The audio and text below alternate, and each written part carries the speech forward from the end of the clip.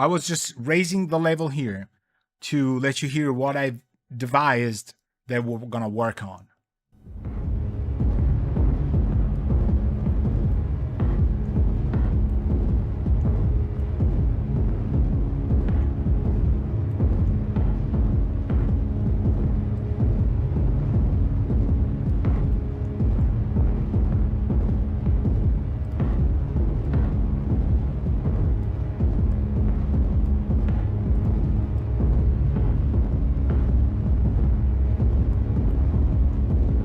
Okay, so we have kind of a vibing situation. The theme today is this: we're landing on a decommissioned, or could be quarantined, planetary prison. Okay, and the reason why we're going there and it was quarantined is that the machines are not properly operational, and so there was kind of a mishap that saw a lot of the inmates get either murdered or butchered or destroyed by machines that were supposed to kind of guard them and keep them in prison. So we're landing there. We're not aware of life signs. There could be prisoners that are still alive. The machines are kind of dormant, so things have been decommissioned and turned off, but we gotta tread with care because we are tasked with retrieving a device. Obviously, as usual, what we're tasked to do is infiltrate, grab the package, and exfil. Okay, so this is kind of the vibe that I want to work on. Imagine I were commissioned something, not decommissioned like the prison, but commissioned something that has a sort of an industrial cement, concrete kind of vibe, glossy, a little bit cold, unfamiliar, and a little bit uncomfortable, but also kind of quiet, but we don't know how much quiet. Okay, this is a good structure because you usually get things like that. People come to you as a game composer. This could be the ambience that the developers want to use in maybe some areas, for example the communal areas or the activity rooms or the gyms or things like that. Now, this is a perfect situation for me to kind of talk about how I would devise a song or like a scoring of this type. Okay. I'm still using VCV Rack free version because the pro version is expensive and I just cannot budget it in at the moment. If you want me to use it, if you want me to buy it in real time, there's a donation link. If you offer me a month of it, we'll do 4 episodes on it, and I trust me, we'll do it live and we'll delve into it and it will be amazing. But I value your money. You don't need to do this just because I have VCV Rack free. Okay, so one very important factor for me when I compose is I want to have a specific drum sound that is then going to be used for the whole production and that I can fiddle with, but it has to remain in an ecosystem. I don't like to load different samples at each song or just do, I don't know, like having collections in folders. I like to kind of set the tone of the root of where my kicks and percussion and snares or hi-hats or drones are sitting, and then it's really the parameters of synthesis that will shift the feeling of it. Okay, and I think what I've come up here with this line that you see starting from drum sequencer is really a great example of what I would dial in. There's a lot of things, right? You look at them, you go like, oh my god, this is impossible. Like, why would you want to work with that? But it's really simple. There's a sequencer, and this sequencer is getting into the macro oscillator too. I believe in what I've tested and things that to me, the sound of the macro O2, which is what you probably know these modules in real life, this is exactly where it should sit if I wanted to create powerful kicks. Techno as well, or cyberpunk or things like that. So I sent it to a VCA for no reason because I was using something else, and it's go to a Steiner Parker filter that I'm going to show you in a second. We first have to bypass the things I've put here. So let's go backwards, okay? We've got plateau, and I'm gonna explain what it does in a second. Let's go wet 0, okay? We took the wet away, and we now have the main vibe. We've got Rampage that is still Befako. This is unbelievable again. It's doing rise and falls in two different sections, A and B, and they're going to change some of the frequencies of my filters. They're giving movement to... Do you hear that glitchy noise and things that happen? This to me is extremely important. And if we do this, we're able to give a lot of movement to our songwriting without actually doing any major move. It's what I call a rhythm multiplier. It really... Hear how much movement the kick has. I didn't do anything. I just selected where I wanted things to happen. Although I'll explain how I work with drum sequencers in a second. So let's backtrack ourselves, okay? So we turned the plateau off. We turned Rampage, we keep it, it's just doing its things. It's getting also rescaled to do a little bit of these effects movement, but it's just adding movement. So I'm now gonna turn the effects off. So we're gonna go back to where we have macro oscillator 2, okay? So grunge off, filter, bypass, I'm gonna do this. Overdrive off, and amount, which is 1.23, 0, okay? So this is typical spectral synthesis or spectral processing of your drums. I know a lot of you know these already, but basically you're splitting your kicks, your snares, your percussion, your whatever, you can do it for brass as well, into spectral areas, which could be lows, mids, highs, for example, and you're blending them in with different vibes. This is really, tangents is really the reason why this sound is happening right now. I'm gonna fiddle with this, okay, a little bit. And I'm gonna keep some of the drones here so that we can kind of hear how things are going.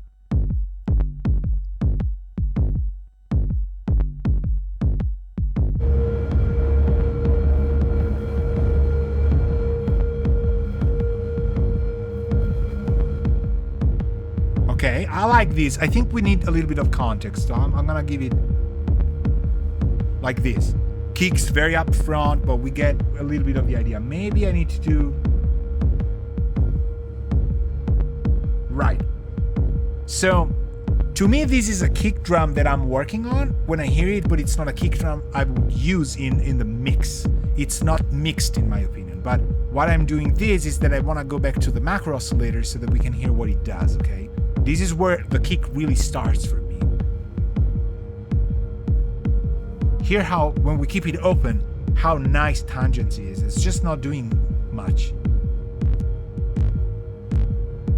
But I'm gonna shut up and I'm just gonna let you hear what tangents does to a source sound.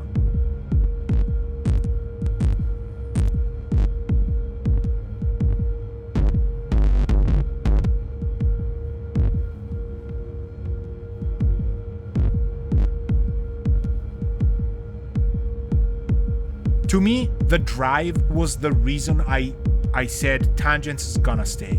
When I heard what the drive did from 0, which is basically you can't hear it,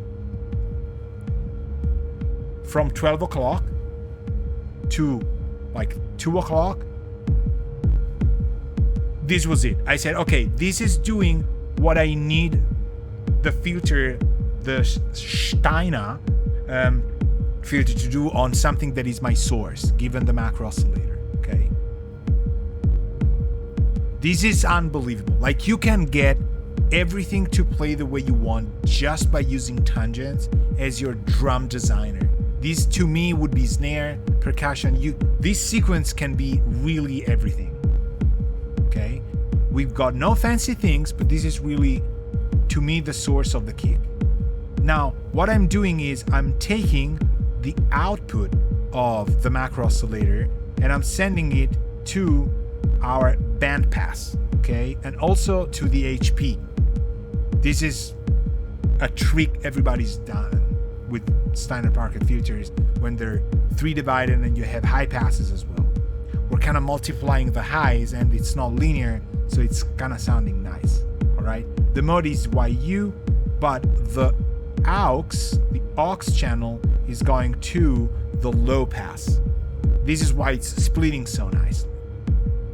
Now let me fiddle with macro oscillator 2. You'll hear what kind of kicks you can generate in mode 6. What is it? I usually refer to it as mode 6. It's this right here. But I'm gonna play with the modes as well. Pitched or noise percussive. Obviously we want noise percussive, okay?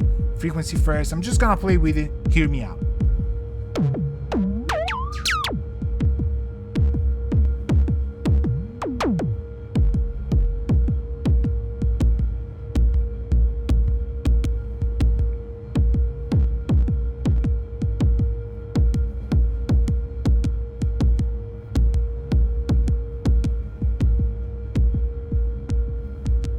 Hear how much of the components we're shaping.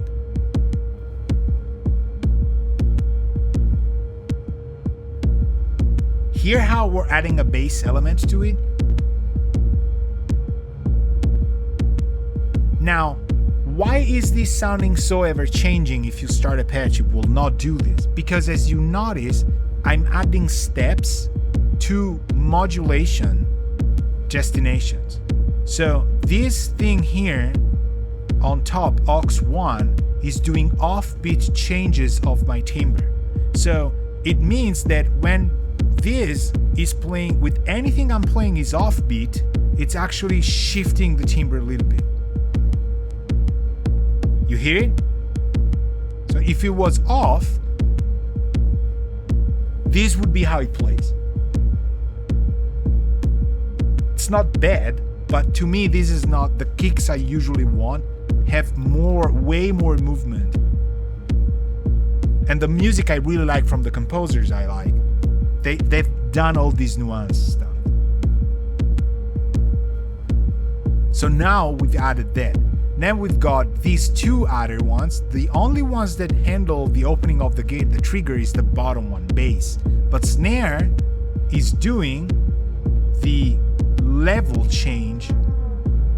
Hear what I did.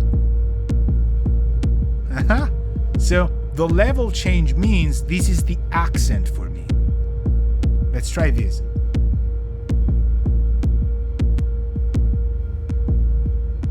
You hear it? It's accents now.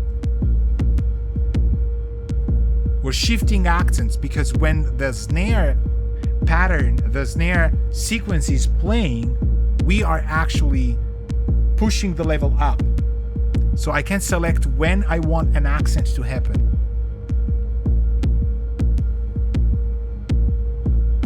And it's giving me obviously more movement, right? Then the third sequence, the HH closed, which is not, is actually handling the harmonics. So I could have harmonics handled differently. It's like my third accent, or like a second accent, like a third level of power. You hear it sometimes behind, it goes woo, beautiful. So this is really just macro oscillator do its thing. Then I usually handle this. Right, so I play with these until it sounds good. Let me handle what we've done.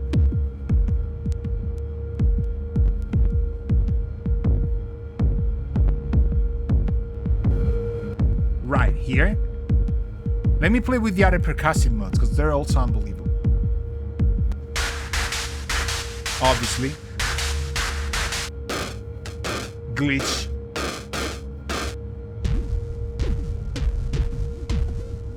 You instantly hear what you could do with just this macro oscillator here. These I would use not with these settings, but this is also very nice. And how many times we've used like pings. This one's too close maybe. And this is what I was using. So macro oscillator 2 with the drum sequencer being my main target, right? Then we've got tangents, which is really the drive, and it's really finding where the cutoff and resonance make the kick speak.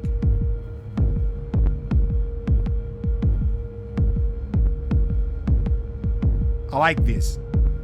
We could even say, you know, we want a little bit of vibe here sometimes. For example, let's see. It's maybe closing too much. Yeah. Right? So we could do that. It's not really changing that much, but because we're obviously sending triggers to these CVs, so sometimes the movement's so fast that we're pinging them. So sometimes it works, sometimes it doesn't, but that's okay. Now, chow tape compression is right after. It just gives my kick even more stability. It's easier to listen to. Let's try the amount. It's 17 milliseconds to 10. You hear it? It's not becoming bigger, but it's crashing in itself. Which is good because the cutoff of the tangent is really shifting its aggression. It's a different way, right? It was about 1.2, but I kind of like it here. Okay, then I'm doing overdriving.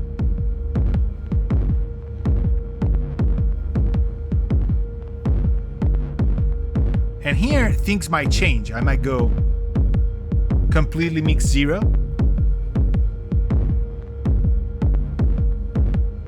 But I like kicks this way. When I bring everything up, I need high frequency content.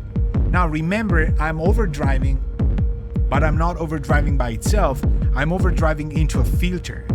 And I love the XFX F35 on diode mode, okay? And I'm kind of pinging the frequency a little bit and hear it out. This thing is also amazing. You hear it? We've now created a heartbeat in the kick because we're driving a ton of tone from the overdrive into the diode filter, which is closed. Let me try and play with these 3 parameters. You'll hear what it does.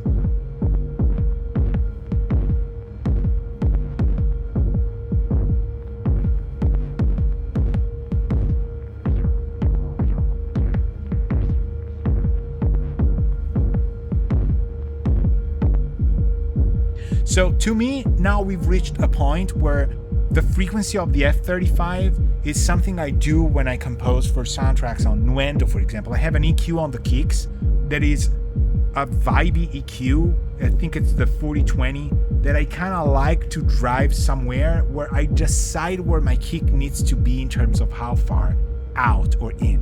So let me bring some of the pads back in so we can kind of fiddle with how we want the kicks to go.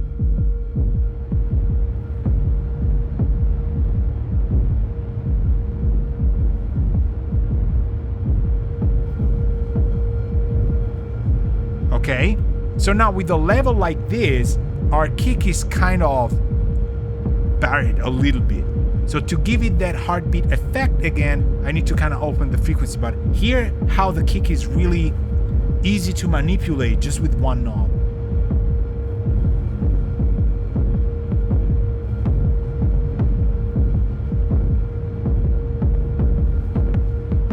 I can make it come all the way up here,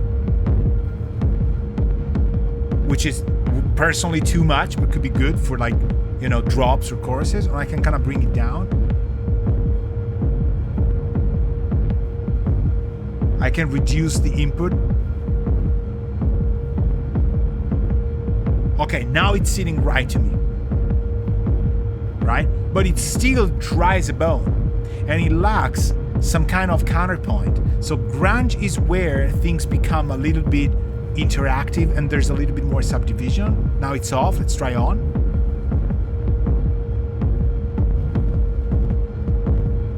This is subtle, but you can hear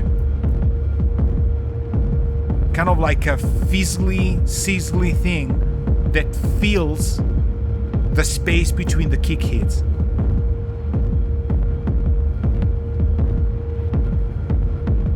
You hear there's kind of a machine washer between the kicks, and I love this. right? Marco says it's subtle, but it moves. Absolutely. Now mix is at 20%. I can try and make it more so we can kind of get an idea, because it's all in inserts, so the mix knobs are fundamental for this. This is obviously, we lost the kick, right? But notice what I'm doing. This is not a static level, the mix. The mix level is getting modulated by Rampage. And Severio says, I just turned on the sub. Thank you very much. To check, and it's clean. I was expecting to be boomy, but it's not. Mission accomplished, crew. We did it. This is a good thing. Thanks for checking this, because I have no sub, but I have huge speakers. And they go low. And I can tell you, you know, but, you know, it's my room, obviously, and I kind of know where it is. It is powerful. I'm not really needing perfection right here. This is something that I personally have struggled with a lot. I don't know if you also struggle here. You're watching this and you say, like, does it need to be perfect right now? Absolutely not. If it were boomy, I would live with it, but I need to be really in the system of how it works. And to me, it is beefy, it is powerful, but it's really not heavy in the bad way, right? So thanks for checking this. I'm happy it's working. Adam Audio speakers, not letting anything to chance. Thank you, Adam Audio. So the mix to 100%, I was saying, is not static. It's just working its way through Rampage that is doing the rise and fall. You see here, I'm rising from this VCV here, the rescale. I'm doing a little bit of movement on the mix.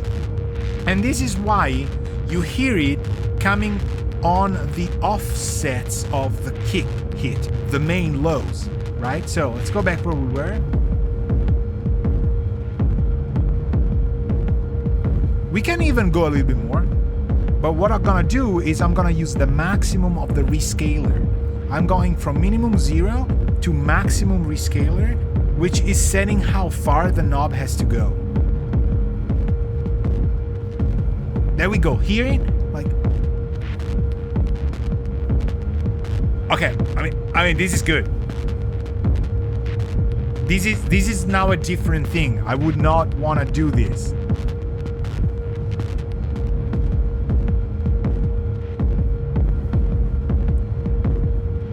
But if you find the right spot, you are masking so much detail. I want to remind you, this is where we have the figure, the pattern, the base green squares.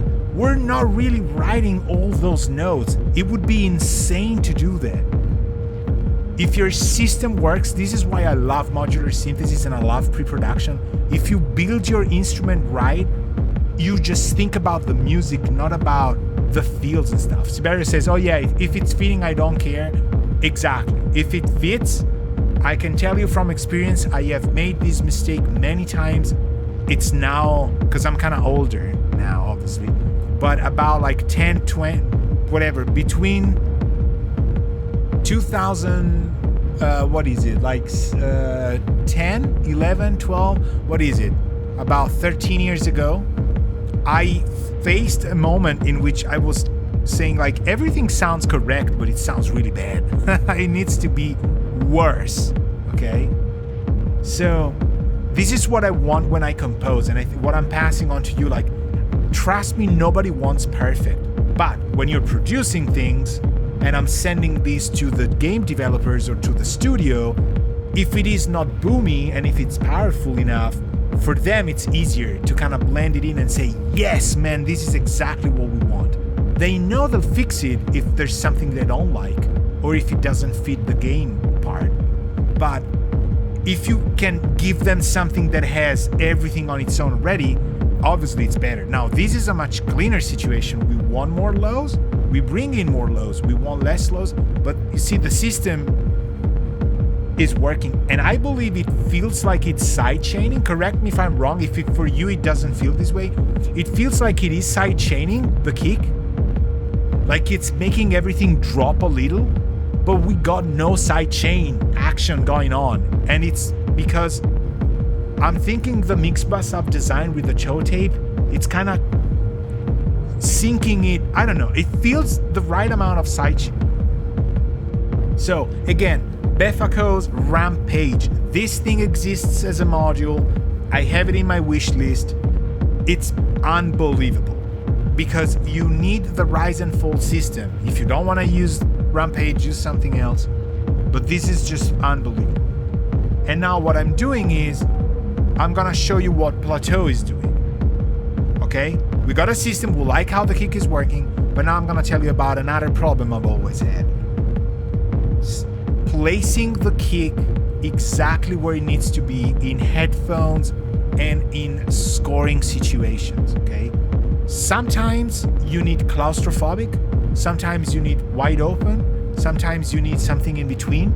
Some people say kicks don't really need to be reverb, but I'm telling you there has to be a relationship of ambience with your kicks to your pads and drones. Otherwise, you just feel like you're in Ableton Live, you've done something, or in Studio One or in FL Studio.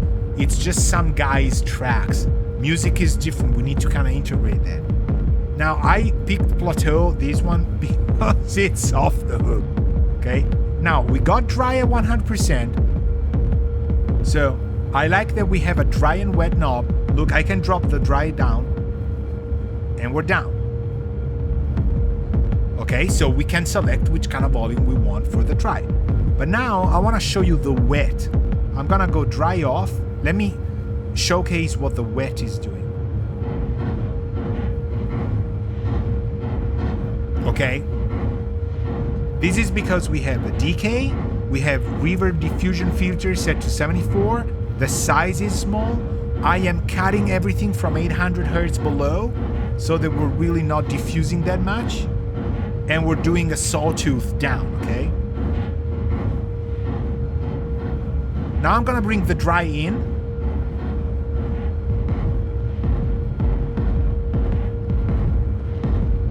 And my recommendation is this: we must be wild. We must dare. So this that you're hearing here, like it's a boss fight, you're into a huge warehouse, something breaks all of a sudden, and one of the machines is kind of hunting you down. And this is the cutscene where you see it, where and there's dialogue between. Go for the wet. Go for this thing. I know this is cleaner. This is good. This is okay. But you hear it? It's kind of like the machine. It's kind of jumping on it. Okay, maybe this is too much, but I'm gonna keep it here. I'm gonna change the effects, okay, so we can tailor how it's really working on our kick. It's unbelievable. So I'm gonna start with the size.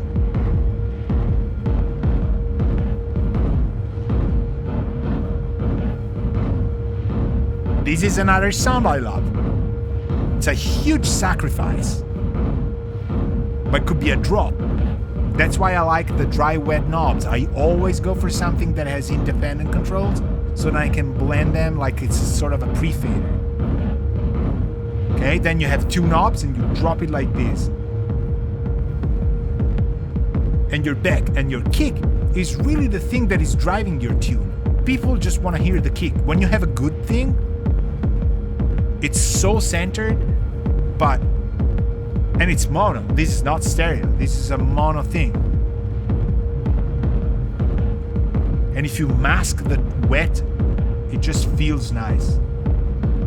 So this is one idea. Okay? You can play with pre-delay. Let's try pre-delaying this.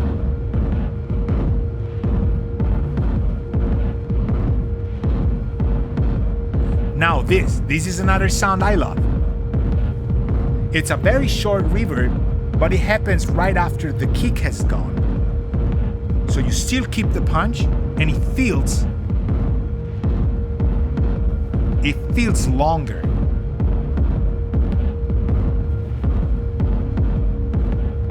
Now, the trick also here is that I have Boomstick, which is a silent key filter that you really should use on every kick. If you want to do badass cyberpunk stuff, there's nothing like a silent key filter, which is a super simple concept, but it just messes your percussion up so much. And you see where I'm going with this one. I'm getting the sound from grunge, and I'm going from this one down here. So here, what happens if I go cut off down?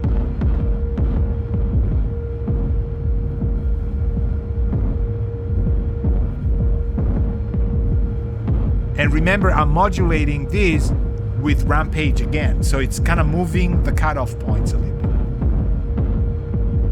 bit. You hear it with the reverb, it's now a different kind of heartbeat. It's not like moving the F-35, it's a different thing.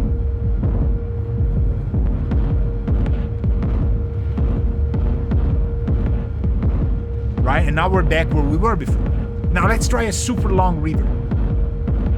Or not super long, but something like that.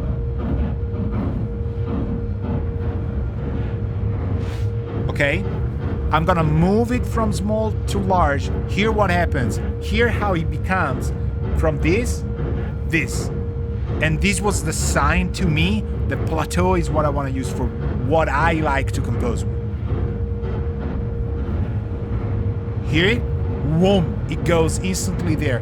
Not many reverbs do this. Sometimes you have small but wide, and you have long but wide.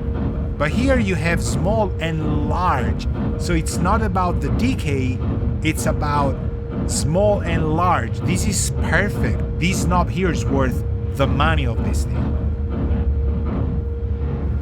Because if I keep my sides here, I am away from the source, okay? So now we go 30 milliseconds, so we're coming after the dry, but we're also never in front of the dry. Here it is.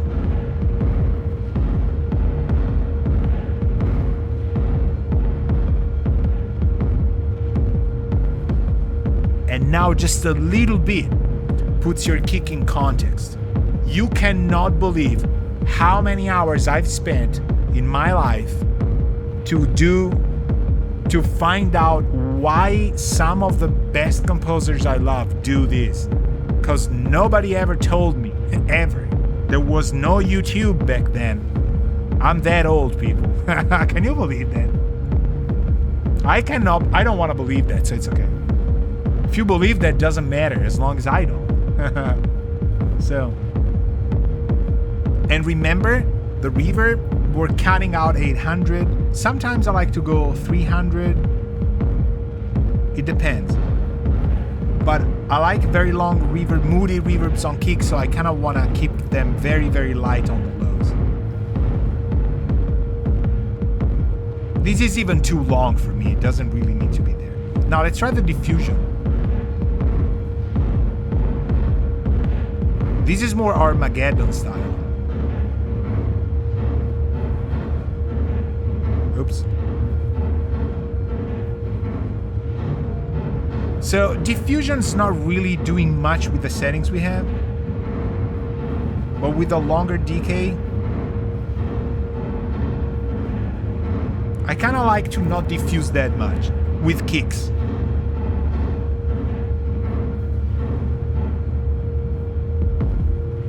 Okay, so this is where we're sitting in. So now let me change the vibe to something completely different in terms of drone, so that then the kick will not fit, okay?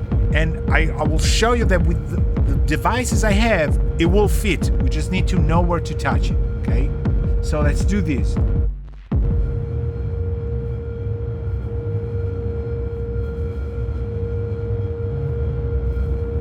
Let's change things a little bit.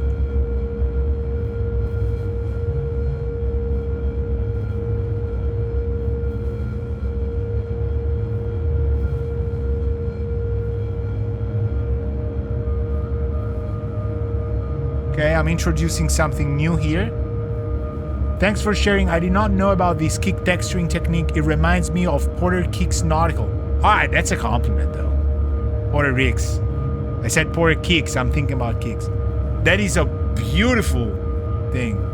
Alright, this is too much compliment. But you're right, like, I've spent a lot of time trying to get them right because it never felt fitting. And it's my mistake, my biggest mistake was to go back to WAV files to try and find a different sample. And it's like, it doesn't work. Let's go for a different sample. Let's go for a different sample. Let's go for a different sample. In my opinion, that's what ruined me. It absolutely ruined me. I had to start getting into like limiting myself, and I will tell you the one thing that really helped me out, Electron. I hate to say that, but Electron's stock sounds on the Octatrack, or like even what the Mono Machine kind of, had, was to me the starting point, because I took those sources, I knew they were working because I knew composers had used them, and I said, all right, so these guys gotta work. And I fiddled with knobs past that, and I built it here. And just so I remind you, this is completely new to me. I haven't made any music for video games that has plateau, okay? So I've spent last week, before this episode, to say, I wanna make kicks the same way I do in my work on Nuendo. And it was unbelievable, because I know when I hear it, but I don't know what to use. So I knew some of the modules, I have friends who do this stuff, and I kind of started moving little by little. And when it didn't work, I just fiddle with it a little bit, and if it doesn't give me that thing, it's just that. So macro oscillator, more modulation pinging into tape compression, and then I overdrive it, filter it again, and filter, which is not really a filter, it's also like kind of a desaturation, then grunge it somehow to give it that spice, but with an envelope, not just when the kick happens, actually when the kick doesn't happen. Little bit of vinyl vibe, something like that you can tailor. Rampage is the envelope dude here, it's just like the start, and then the reverb system, okay? And boomstick is just another way to darken things, I think. So I don't know. And I put here noise plethora, bandit, and chances. I'm not using them. I was going to, but then I didn't. So let's make something completely different. Start here.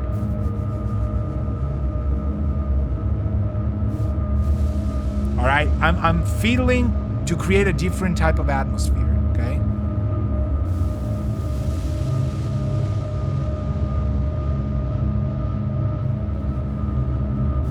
This is so good though.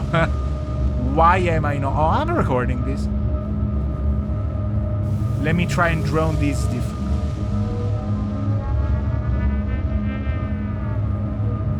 Dude, what? Nice. I love modular synth.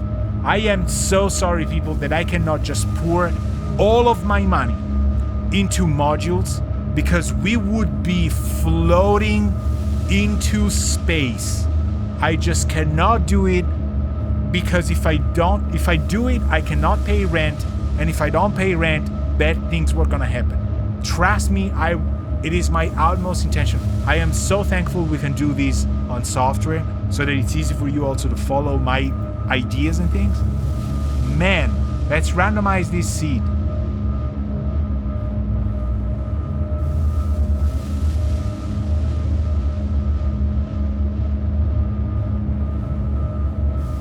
And remember, one thing I've learned on my skin, be careful with the knobs, a little bit at a time.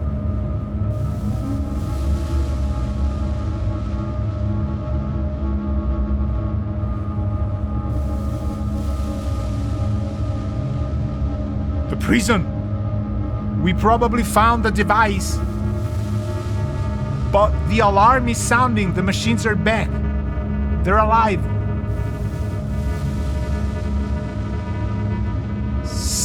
We triggered something. Alright, I'm bringing the kick in. This is time. I'm doing it like this though.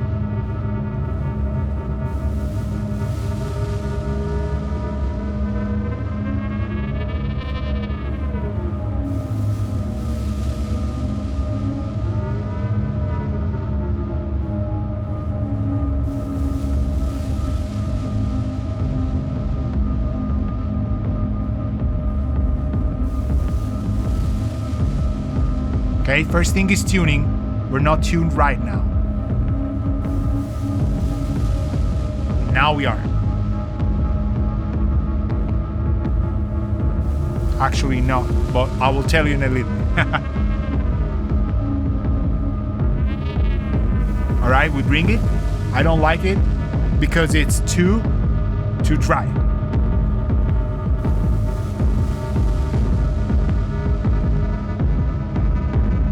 Okay, now we handle, you remember what?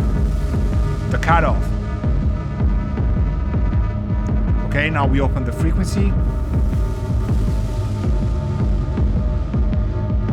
Maybe a little bit less. Now we work with the distortion a little bit more.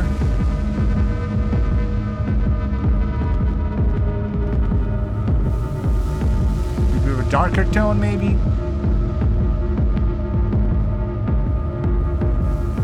Close it here.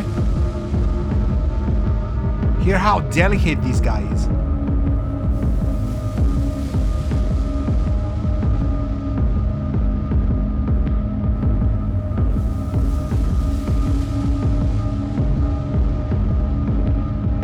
See, now the kick is like right there.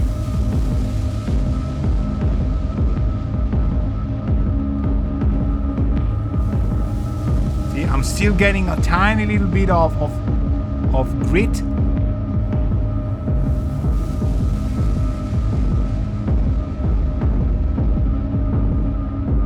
Just giving you ideas on how much you can change with this system. Here the kick now is beautiful, but it's not popping out, but it's okay.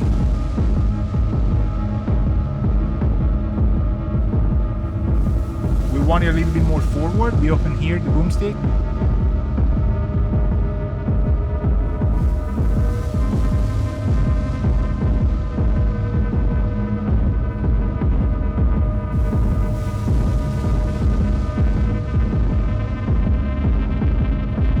And now we're placing them around.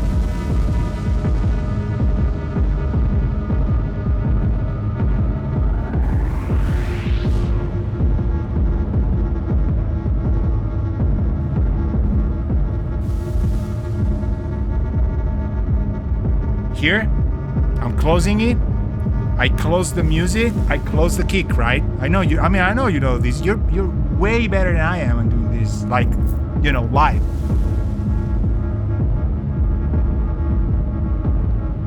But once you know what does what, it's just like you are unstoppable. This is so good.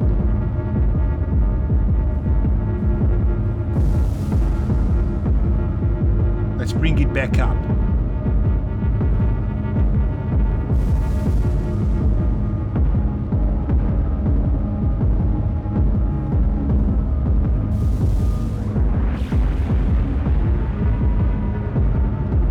Now let's try and do this.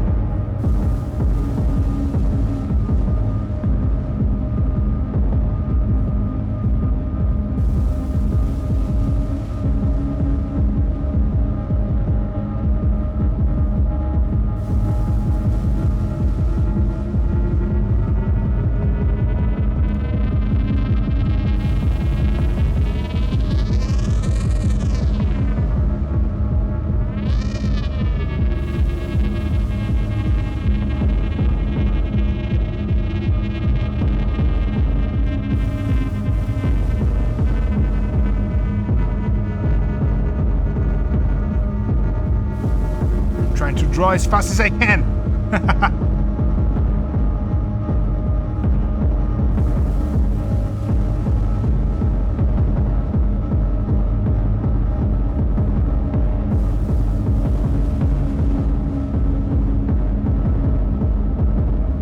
And now I'm gonna undo to get back to where we were.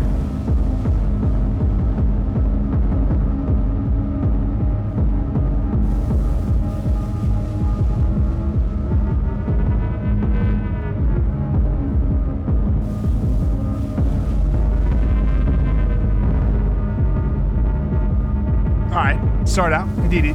Kinda, I got a mouse. Thank you, Siberia. Thank you for being here. Worry not. Thank you for being here. I much appreciated all the checks and messages. Thank you. So now we drop it down here, maybe.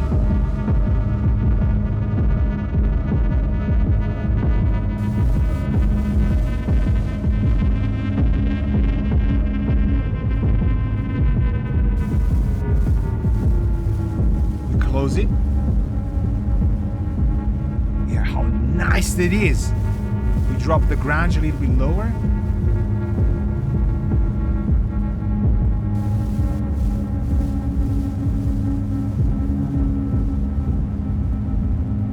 Okay. We take the vari speed here and